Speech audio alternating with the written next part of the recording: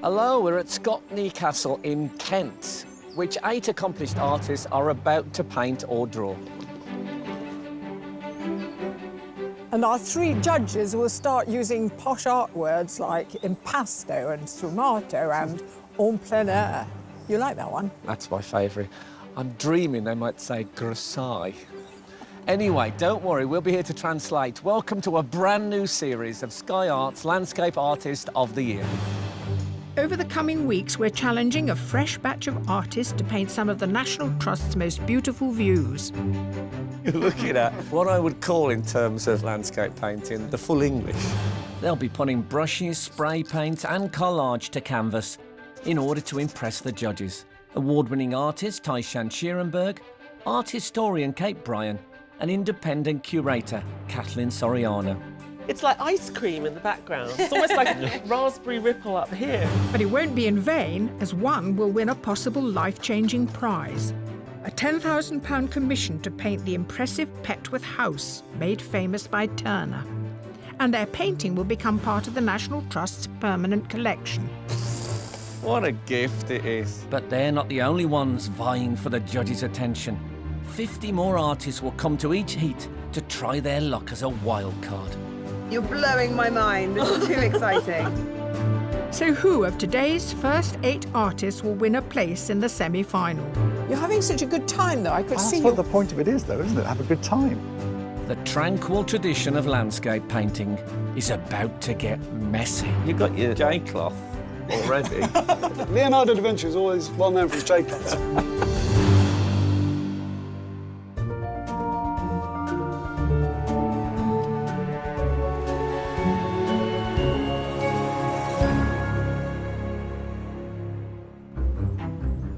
Of today's 8 new artists, 6 are professional. Kathy Reed, Meng Ju Shi, Mark Stopforth, Stuart Peckett, Howard Weaver, and Richard Knight. This is going to be a big challenge for me because it's quite a chocolate boxy location. I prefer things with a bit more grit in them, and there's so much green. And joining them are 2 amateur artists, Cecilia Wood and Carl Olga. I'm actually feeling quite confident. Just a little bit apprehensive with what was going to happen with the weather, but I'm keen that'll be okay. Yeah.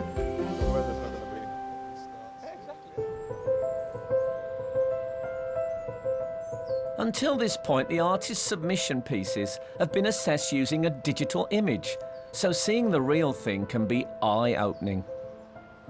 That is the smoothest water I've ever seen. That's what initially attracted me to the piece, was its amazing evocation of water, but then it has more than that. It's got a great sort of morning light. Is it morning? It feels like early morning light. It's like glowing. I feel like you're immediately transported in, and I like the viewpoint that you're potentially sat on the rock or you're in the water. You're immediately straight into the scene. What's interesting about this one, we're used to people drawing, especially architecture, with black lines. Yeah. And I've never seen somebody use it in the reverse, where the white line is being used, and it works very well. But great use of perspective and the different planes. So again, a lot for the eye to do. Yeah. And you think that you've seen everything you've got to see, and then suddenly you notice something else, like the reflections on the right-hand side. Also, when you go to certain parts of London, for example, I like the way you get sort of quite nice houses dwarfed by these amazing skyscrapers. I think this appealed to us originally because of there's a sort of a looseness to it, and it's quite monumental in scale, but you don't really realise that until you recognise the figure in the bottom left-hand corner. And even though it's sort of slightly mad and loose, it's quite contemplative at the same time. There feels as if some parts have been observed to understand the light and the colour, and then there are other parts which just come completely from their imagination, which is exciting when you get a day like today where we're giving them quite a defined, extraordinary view, but what we're really looking for is them to personally respond to it.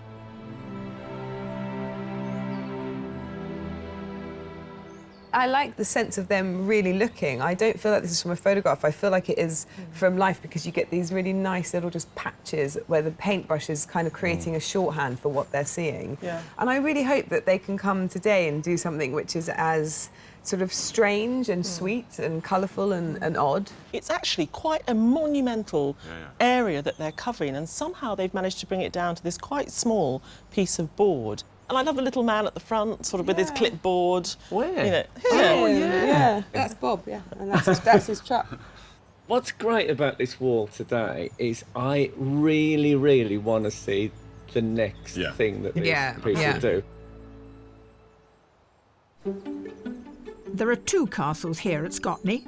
The new castle stands at the top of the hill overlooking a vista of the Kent countryside, and the old castle nestles within the grounds. It's this building and its moat that our artists are being challenged to paint. I can see so many different ways of doing this, and I can see there are layers upon layers upon layers of buildings and greenery.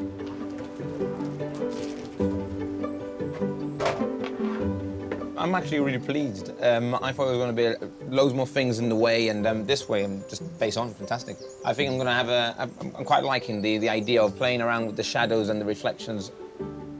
Amateur artist Carl Olga teaches art at a secondary school in Gibraltar. His submission of the Upper Old Town is painted on a discarded piece of metal he found at a bus stop. Instead of a canvas or a normal piece of wood, I've brought a sheet of black metal, steel, on actual plywood. This is something that has always caught my attention, you know, erosion and rust. And I thought, why not, you know, let's transpose that into an actual piece and create an artwork on a man-made object that's already eroded. I'm itching to get started now. I think it's time to start.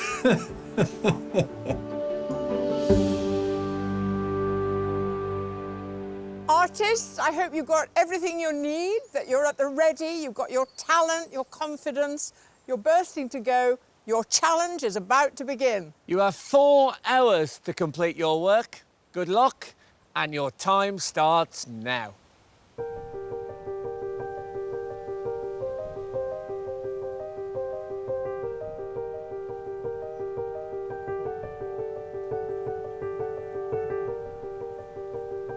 One of the first decisions a landscape artist has to make is about composition. Whether they're taking photographs or painting straight onto the canvas, there are various techniques that can help.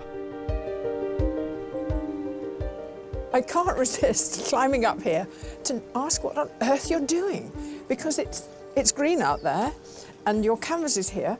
This is your notebook and you've got a roller. Please explain it all. Well, first of all, I look at the tone of the painting. Usually I would start with a sketch, and this is my way of sketching. So I'm feeling it by drawing it. You're having such a good time, though. I could see That's what the point of it is, though, isn't it? Have a good time. I quite like to put that on a wall. I'll stop now. Richard Knight is a professional artist from Surrey. A successful graphic designer, Richard switched to become a full-time artist 10 years ago. Preferring to paint cityscapes, Richard's submitted entry is a view of London from the top of Primrose Hill. I was worried about the chocolate boxy look. Do you feel good about it, though? Green is not my friend. Oh, is it not? No, I don't like green. It can overpower a painting, but this building is exciting. I like it. I like the structure of it. It is extraordinary, isn't it? But I just can't wait to see what happens on the canvas. Me too.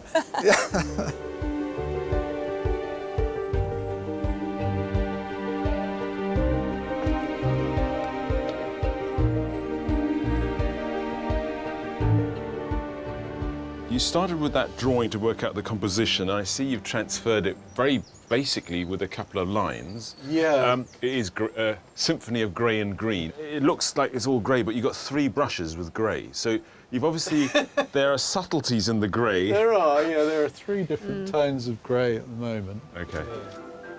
Professional artist Howard Weaver lives in Wales. A scenic artist for over 40 years, he has worked on a number of blockbuster films, from Finding Neverland to The Borrowers. His submission is of the Shebes-Kuros River, where it crosses the border between Hungary and Romania.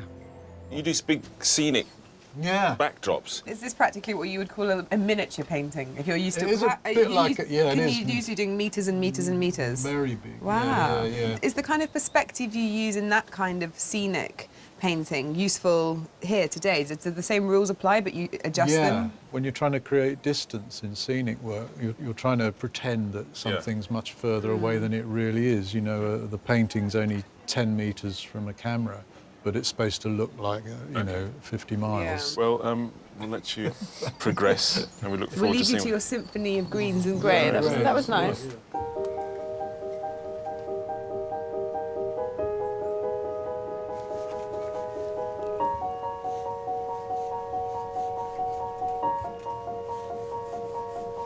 To produce a painting within the 4-hour time limit, many of our artists have adapted their style.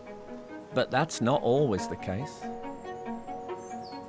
Mark, I don't meet many artists who are influenced by the car manufacturer Henry Ford. But he invented, I think, mass production. And that's where you're going. You've already nearly finished one. I mean, I only turned my back for a second. And you've got a sheet here ready for the next one. It's there, ready to go.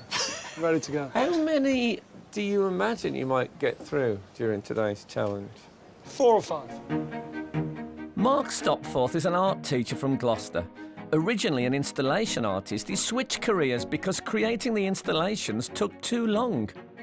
He caught the judge's eye with his diptych, which was created from a memory of Dartmoor. You are going to try and inject that sort of windswept energy that you like into what is almost a cornier piece of English countryside you could get. I'll be honest, there's lots going on that I'm really excited about. I'm excited about this wall here with the green ivy on it. So that's going to be my focal point, which then leads on to the trees. Sky is a given, and then water at the front. So there's 3 elements there which I can really get stuck into. You've got your J-cloth already at the ready.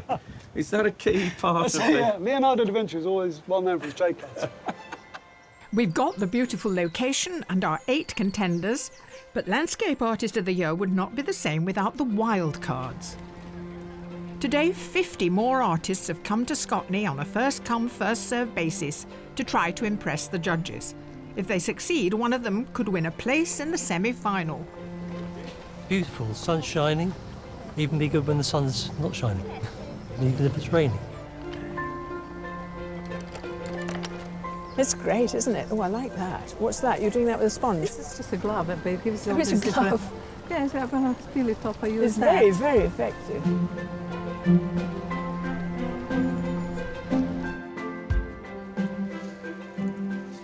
Hello. Hello. You are completely on your own. I started over there and then couldn't quite find my pitch, so I thought, let's just see what's around here. So I had a look and I just thought, look at that. What a wonderful view. Hello. So you've got a great position as well. What's going to be the toughest bit for you?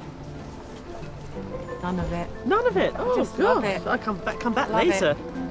I set off at 3:30 and I was still late, so I'm really excited. I am nervous, but it's just the experience and everyone here painting, and it's just magical, isn't it? It's just lovely. I'm really pleased I'm here.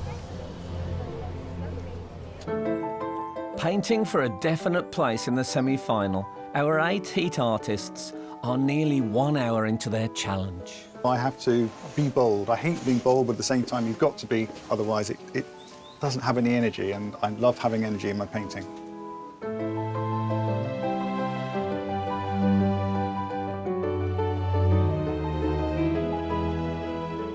That's stage 1 done. So you're very systematic. I'm really expressive in my marks and stuff, but I'm a bit regimental in the process, I Well, think. you need to be, don't you, with only 4 hours?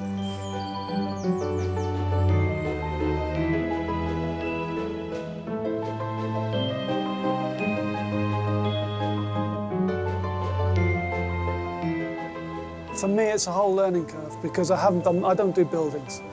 I don't do sunshine. So there's all these things that I'm having to rethink about for the paint and what paint can do.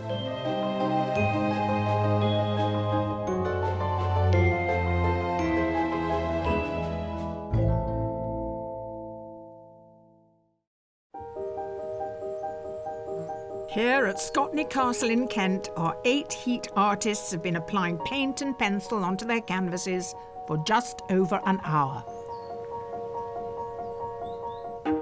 But under one artist's work lies something unexpected. So there's a mirror underneath all this. Can you tell me the theory behind the mirror? There must be one. The theory is I wanted to try and capture some of the moving light within the day. So by scratching back here, and when you look at it from different angles, you're going to get this sort of glint in. And I'm using sandpaper to kind of take some of the top layer off to get some of these more subtle textures underneath. Now, is this just some crazy weirdo gimmick? Is it? It OK, is, well, yeah. thanks for admitting that. I've only done it once before, so... What? Oh, really? Yeah. Stuart Beckett is from Southampton. A former IT specialist, he has recently taken the plunge to become a professional artist. He wanted to capture a landscape in a state of flux, and so his submission depicts the building site of West Quay Shopping Centre. Why are you on the floor exactly at this point? I'm on the floor, not just praying, but to get some of this glazing medium on that I've been putting on, which is not drying very quickly. Now, So what does that do? it just adds a bit of texture on top of the acrylic that I've already put on there. OK, so it's going to lift it up. Yes. This looks quite a long way away from drying, the lumpy stuff. There isn't some method you could use of waving it about, blowing, maybe? Hair dryer, maybe? I don't know. Have you got a lot of hair? Do you want to give it a go? Well, I'll give it a try. If we both get down here Well, and give start it a blowing, blow. it'll look even more religious.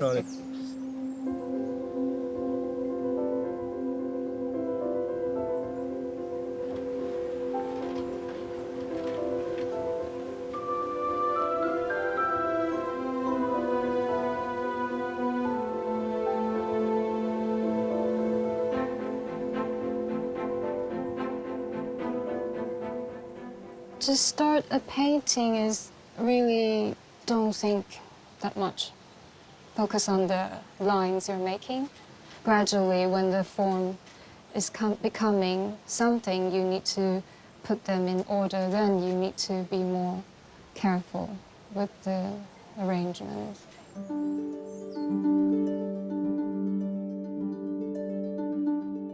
Originally from Taiwan, professional artist Meng Ju Shi is studying for a PhD at the Slade School of Fine Art. Her submission work is of the conservatory at the Barbican Centre in the heart of London. Someone told me you've made a mistake somewhere here. Yes, can you tell where I made the mistake? Well, it's very hard to tell because so much of it is so expressionistic, but when I look at the range of palette tones, I'm just wondering whether it might be that little area there. That's the mistake I made, the blue mark. I mean, lots of artists like these, what they call happy accidents in their work, because they need something to push and pull against while they're sort of playing with the tones or playing with the form or whatever. I mean, do you welcome those accidents in your work? Yeah, absolutely. That kind of happy accident is more than welcome, but this is not really a happy accident yet. I will make it happier later if I can.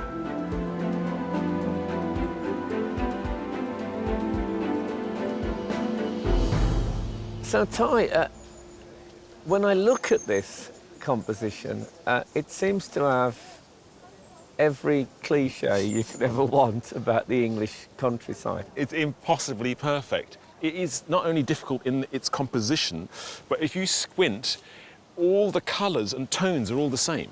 I know what you mean, yeah. The only variation we have is the sky. And then if you actually look at the colours as well, the red brick in the tiles and the building is also in the roots of the ferns by the... So there's actually very little contrast for our artists to work with. And their challenge, presumably, is to try and give us the unexpected amidst all this predictability. Yeah, and I think some have started quite boldly by saying, I hate green.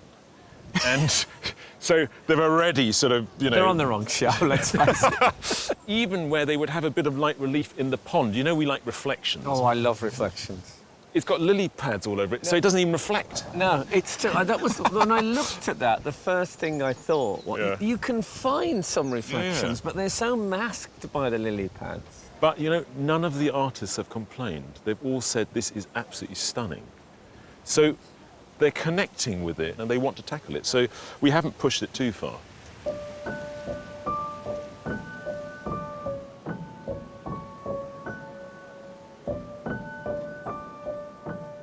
One of the great things about creating a piece of art is that you don't always have to use paint. just making some like leaves and plants and stuff that I'll collage onto the bottom. I like the sort of the foreground with the plants, but I think I need to work it up a bit more, add some more in, so it's really like full like it is in reality.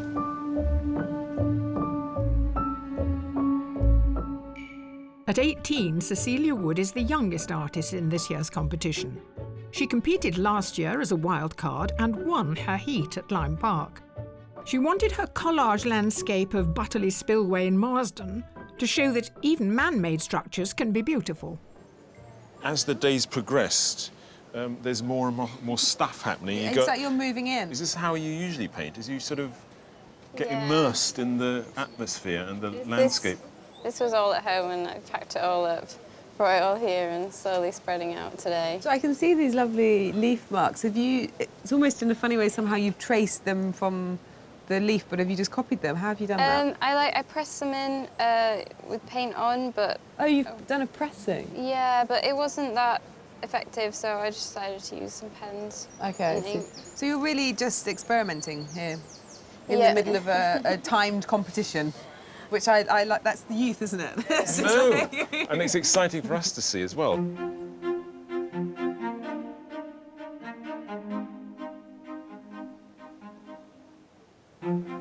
I normally paint architecture, I normally paint urban scenes, very modern, very contemporary buildings with lots of glass, lots of reflections, and I have fun with the reflections.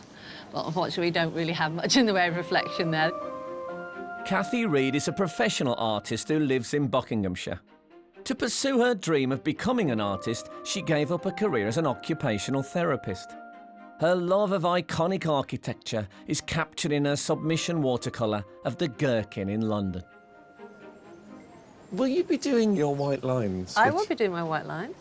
Now, that's done with masking fluid. It is. Can I make a confession to you? I don't really know what masking... Is it like Tipex? It's basically liquid latex. Is that stuff? Liquid latex? Yeah. So if I cycle. Would I be able, if I was sprayed with that, could I construct an impromptu outfit? I suppose you could. Let's try it. It looks like semi-skimmed, I'll be honest. It does, and it's best if it's that sort of consistency as well. I'm just finding my little tool and I can show you. So I basically take that in. Yeah. Oh, so it's not done with a brush, it's done with a sharp It's called point. a ruling pen. So what is masking fluid normally used for? It's normally used for keeping the paper white. That's what it was. I don't know what it was designed for, or Keeping the paper white. What kind of a purpose is that? Well, with watercolour, you're not supposed to use white paint. You're supposed to use the white of the paper. Is that right? That's traditional. So if you're a purist. Okay.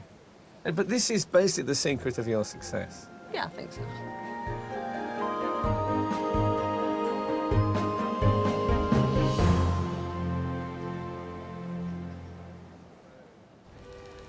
Painting for a possible place in the semi-final, the wildcards are trying to catch the eye of the judges with an idea of their own.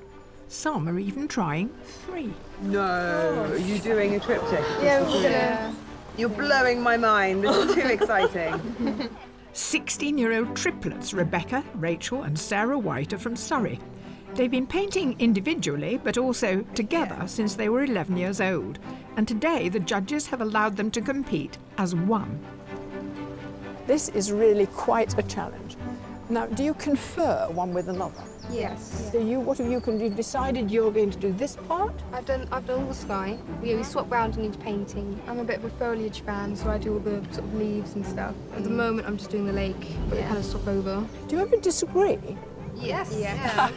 Everybody says yes. Oh, now what made you touch her canvas that she's working on? Well, I just saw a bit I needed to do quickly, so I just did that. We're all enormously impressed. So I can tell you're the shy and retiring type. Well, I spent about an hour getting myself very angry with that dreadful little painting. Let's have a look at it. Oh, it's quite cute. Yeah, that's the problem with it.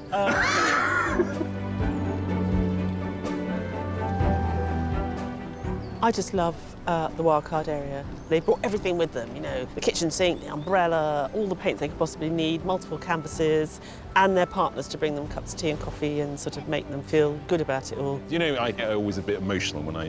Did you cry this time? No, I'm hardened by heart. It's nearly halfway through the challenge. I'm trying to leave some of this showing through as well, because it's a nice texture on the mirror, so I don't want to lose all of that. But equally, I need to get a bit of light in. I can't just do a black painting.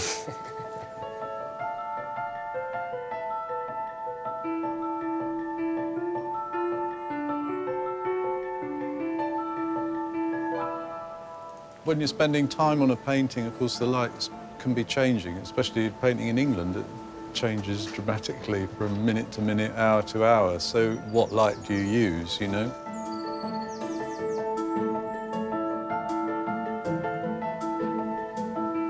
It's time to get into details and to see the painting as a whole, not individual brush marks.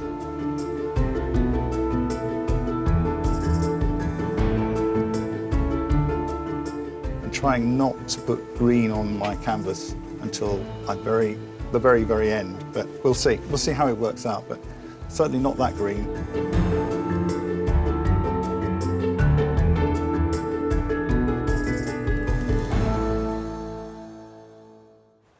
Here at Scotney Castle in Kent, the artists are halfway through the challenge.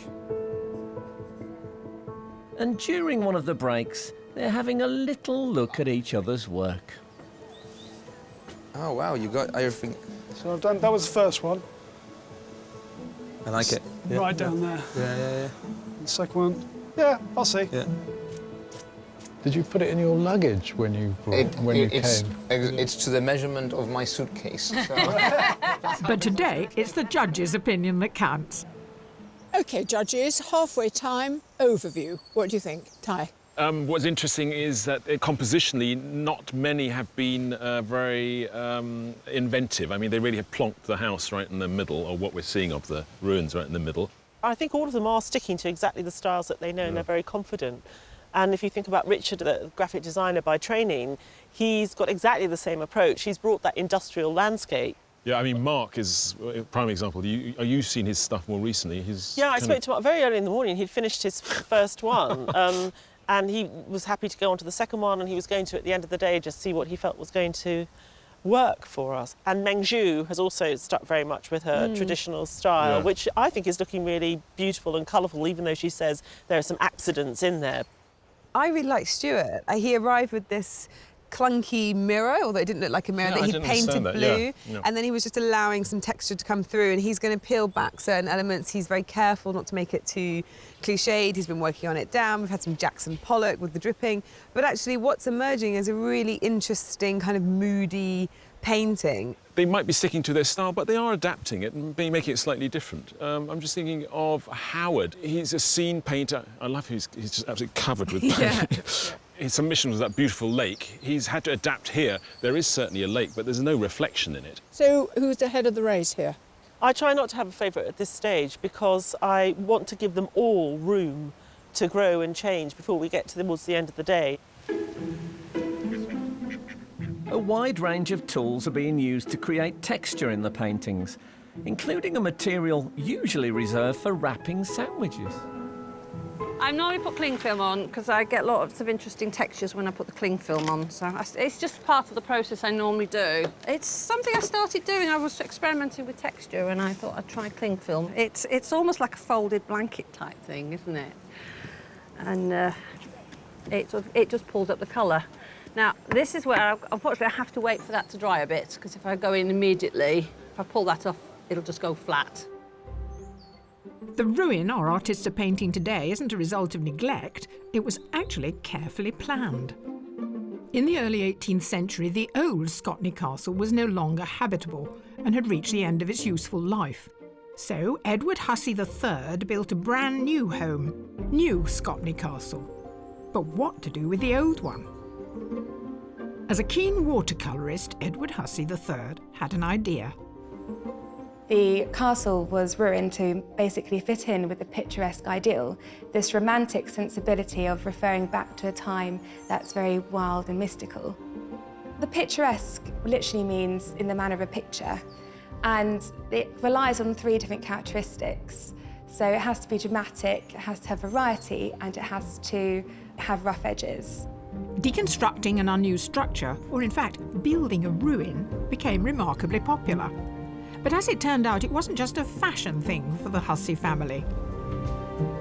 The family were quite artistic. We have quite a lot of paintings from different family members in the house. And the family's passion for painting was infectious. Got lots of artwork of friends who came to stay and then left lovely landscapes of Scotney Castle behind for them as presents. The view is so iconic, and it also changes, and you see something different each time, whether it's the colours or the trees going bare, and people come back and just love it.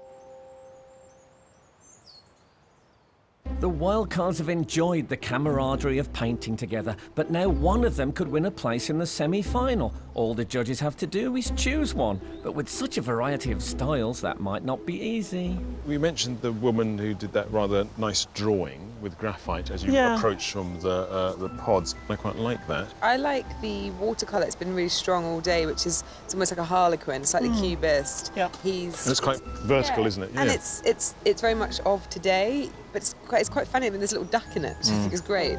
I'm rather keen on the bit of sky behind us here. Really big whopper of a painting. Yeah, I know there's not that much of the landscape itself, but you know, he's been big and bold right from the very start. They're good painters, and that's what I think painting outside is about. It's sort of letting it rip a bit.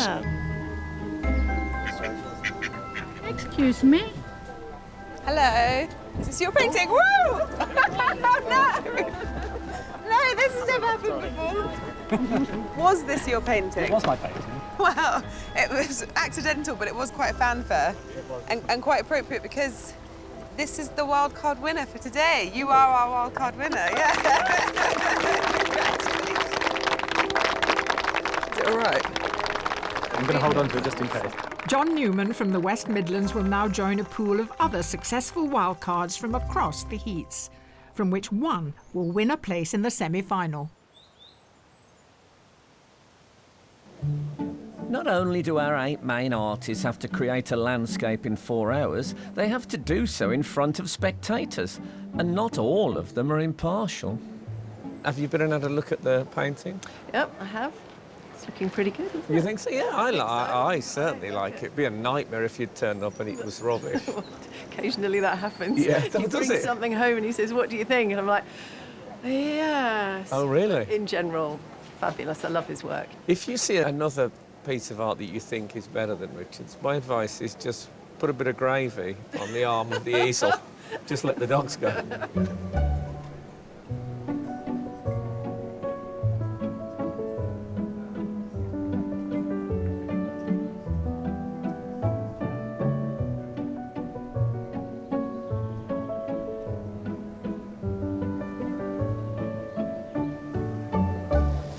What we got? We got something there. Not a lot, unfortunately, this one. It needed to stay on a bit longer so I could actually start creating the effects, but I pulled it up a bit too soon and all the paint's flattened out. But it's happened now. I'll work with it. There are just 30 minutes of the challenge left before the judges select one artist to go through to the semi-final. I think I've got most of what I wanted to do done today, so the fact that there's only a little bit of time left, I'm just worried about overworking it now. There's a few things I want to do, but then after that I'm just going to have to tell myself to leave it alone and be brave. Looking good. Not exactly how I wanted, but it's not far from what I think it would look like.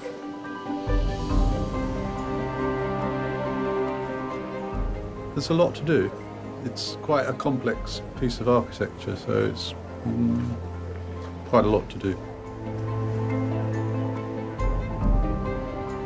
Every painting is a risk. It's working towards something else. It's failing better each time. That's what it is.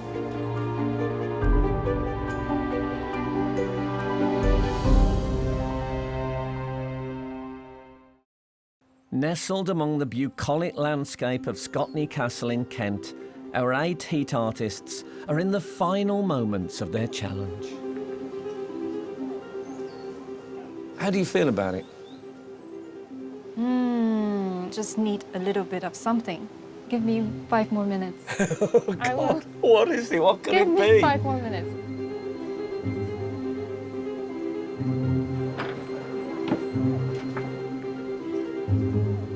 Artists, there are 5 minutes to go.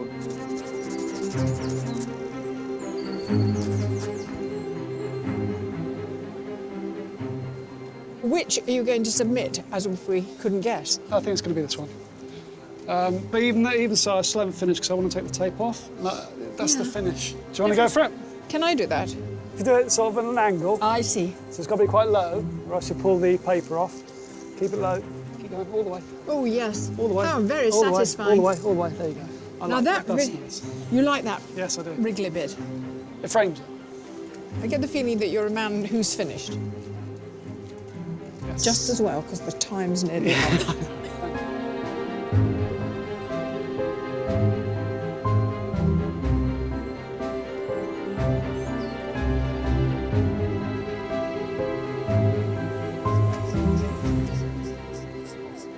Artists, your time is up. Please put down your brushes and step away from your work.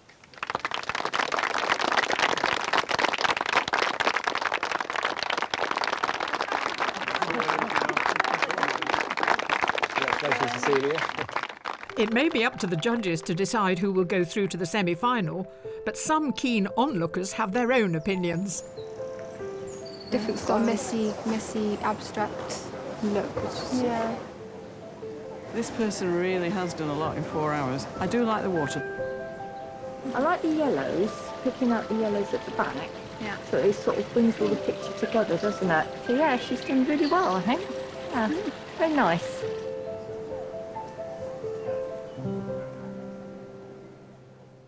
With the artists taking a well-earned break, the judges assess today's work.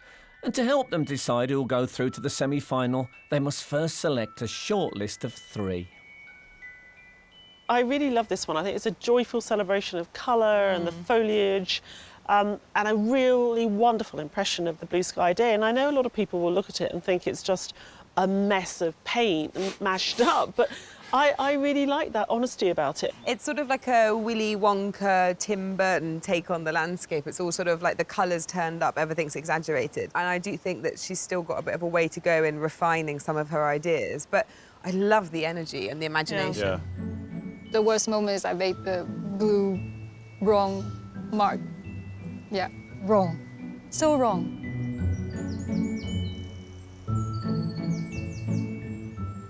You know me saying about capturing the mood of the day and this doesn't, but it's fantastic. It's got great depth and atmosphere. I love the mood, I like the composition and the fact that he's pushed it up high and you don't see much sky. But I'm really irritated by these gluey, globuly drips that he's put all over. Why would you do that? I like the playfulness and the inventiveness. I like to see an artist who's prepared to take risks. I think the mirror part went not too badly in the end. It was a bit of a gamble, but I think it's paid off. At least I hope it has.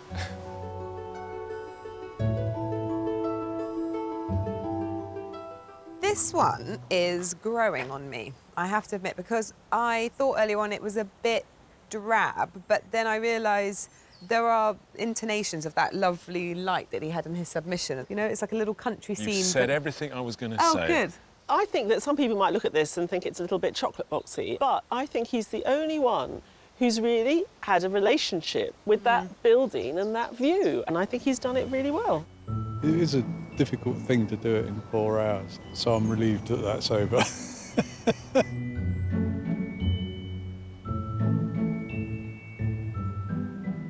What I really love about this guy is the relationship that he has with the paint and how he likes to feel that the paint's doing its own thing, and he's given this incredible sense of energy right the way through it, which is really effective. I don't feel he was looking and adapting it to what he was looking. So it's almost like he's got an idea of a house and some trees and he's just sort of knocked that up. I like the fact that it's almost as if you're rushing past it in a car or that you get that sense of wind, and there is an extraordinary, you know, wind rustling through the trees. It was always going to be 3 or 4 paintings at the very least. The last one was the best choice because the other 2, I'd picked a view, I picked composition, which looked good, but it was cramped. I think that one's a definite. I think all of us have got that and that. Great. I see the merits in both of those, and I'll be very happy with having them in our top 3. I think they're very good. But who has made their shortlist? The first of those artists is Meng Ju. And the second artist is Stuart Beckett. And the third artist to be shortlisted is Howard Weaver. Commiserations with those of you who didn't make it. Yes, You've done brilliantly well wonderful done. Well done today. I think I gave it a good shot. As the day progressed, I saw those 3 and thought they were a strong body of work. Esteemed judges, we have your 3 choices. Quite a bit of variety. Meng Ju, I was surprised that she made the top 3. She worked from an image which was low in amongst the yellow irises, and you looked across the water, and there's great space and light, and the mark making is interesting. I'm not as convinced of this painting as these guys, but I do see that there's an interesting approach and there's promise, I think. It's not there yet. I completely understand why people might have trouble with it, but I think there's a lot of variety and range in that painting. To be shortlisted, it's amazing, but at the same time, I feel calm. Stuart's really shown us his range today. He's found a fantastic way of bringing this ruin to life in a sort of very atmospheric way. Yeah, he's a great storyteller, and I think he's happy to adapt his style and his approach and his technique in order to conjure a really strong narrative. And in both of those paintings, you know, you can start telling stories. I didn't even think I'd get this far. I didn't even think I'd get entered, so I'm top of the world. What about Howard? There's an incredible honesty. That building in the painting today is so real. It's so true to what we have here. You can almost feel the textures of the bricks. I think that you have sought so much innovation and experimentation on this show that now he's become a bit of a rebel and a bit, whoa, oh God, that actually looks a bit like the rascal. It's a very classical, traditional composition, but he's inventive in the way he's done it. He hasn't just stuck to this, and he also hasn't gone over the top where he's embellished this. It'd be nice, wouldn't it, for one week, that in my ear I can hear the British public at home standing and applauding that, that this has made the final 3, with cries of "at last." We want to keep people on their toes. Yeah, that's what's happening.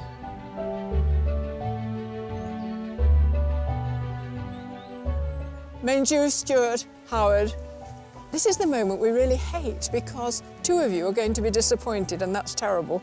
But the judges have made their decision.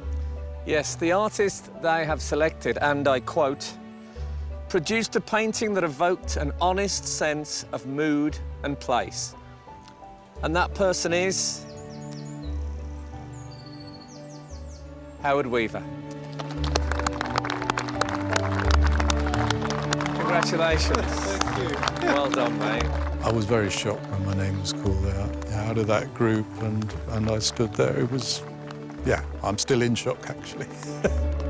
Howard won today because his painting evoked Scotney so efficiently, and I think it's because of his skill as a scene painter that he understands how little you need to give the viewer to get that across, and he did it beautifully.